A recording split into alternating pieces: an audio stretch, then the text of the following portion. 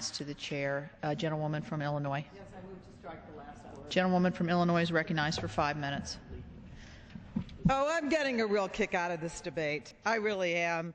You know, we hear one after another, my Republican colleagues coming up here and self-righteously talking about ending the demagoguery and we should end the TV ads. And I just want to remind you that through the 2010 elections, the Republicans went on television and, yes, how about demagogued the issue of Medicare, saying that Democrats wanted to cut $500 billion from Medicare.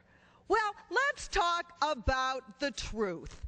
We were challenged just a little while ago, what is your plan? Well, here was our plan to save Medicare, and that was to say in the Affordable Care Act, yes, we're going to cut subsidies to the insurance companies.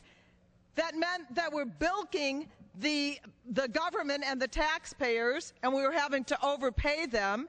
And yes, we're going to cut waste and fraud from the Medicare program, and that's how we're going to save $500 billion.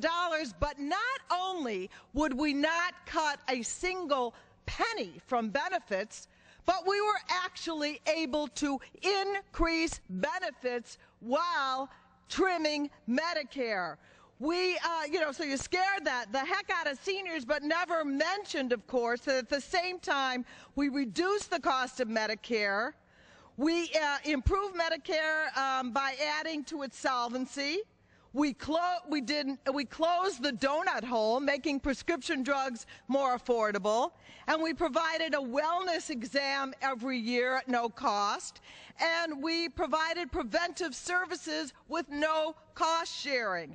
But nevertheless, on television, those ads warning against those Democrats who didn't cut one thing from Medicare and improved it. And now you're saying, well, we're not going to do anything to people 55 and under. To me, that sounds like 55 and under, you better look out.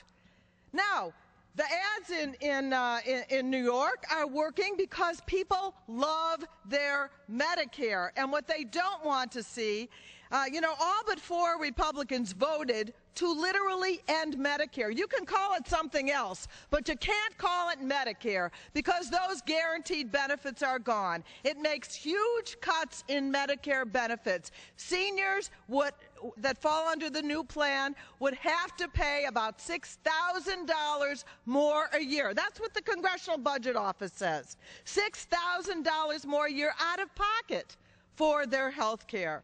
And it would put insurance company bureaucrats in charge of seniors' health care, letting insurers decide what tests and what treatments that seniors get, throwing seniors back into the arms of the insurance companies who have shown no love to them.